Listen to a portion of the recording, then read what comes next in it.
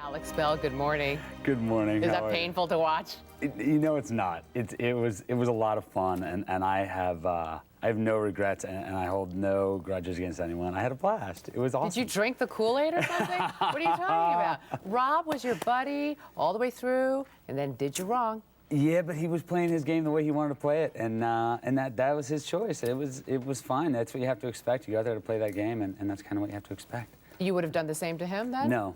I didn't. I mean, last night I sat there and I told him, I said, you know, if it came down to you and me, I'd vote you out. And that's just how I would treat any of my friends. It's just, that's the way I chose to do it.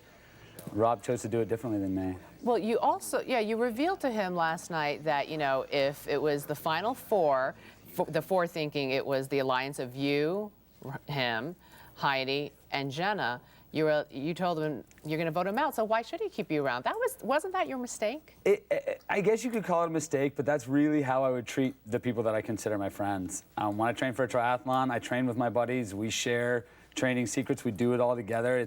That's just who I am, and I wasn't about to go out there and change who I am to win a game. One of my really good friends, Sean, before I went, he knew I was going. He's one of the very few people that knew I was going, and he and my roommate Deanne both said the same thing. They said, just go be yourself. Just be who you are, and that's all what right. I Well, did. were you surprised then? Wow. I was a little bit surprised, but I'll be honest. I was sitting there in tribal council. I had 3 votes. Matt had 3 votes. Jeff pulled the last vote out, and before he said anything, I looked at him and I just went, "Oh, it's me." And then he read my name. I was like, "Okay, wow, time to go."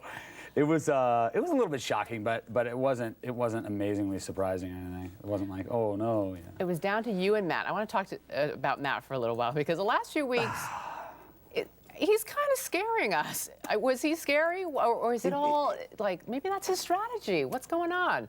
Maybe it was his strategy. I don't know. It was a little disconcerting, and it actually. Is he as scary as they're making him out to be on the show? Is essentially what I want to know. There were nights when it was, yeah. I mean, it was it got a little nerve-wracking. Like personally, I never felt like I was in physical danger, but you kind of look at Matt, and go, what's going on behind the eyes there?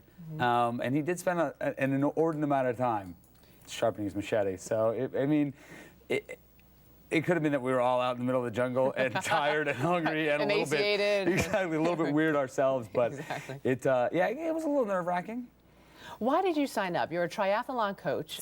Was it the challenge? Was it for the $1 million prize? It really was for the challenge and the adventure. I've been into doing outdoor stuff for a really long time. I've been backpacking and doing triathlons and. So it wasn't for the money? climbing. That would have been the bonus, like the perk. It would have been the perk. It would have been the bonus. If I'd won $1 million, fantastic. It would have been great. Did it change you as a person? It did change me as a person. It was. It's not often that people get a chance to see what they're really all about. Like stripped of your job and your clothes and your car and your house and all those things that we kind of build our lives around, and really get to check out who you are as a person and what your personality. Like all you have out there is your personality.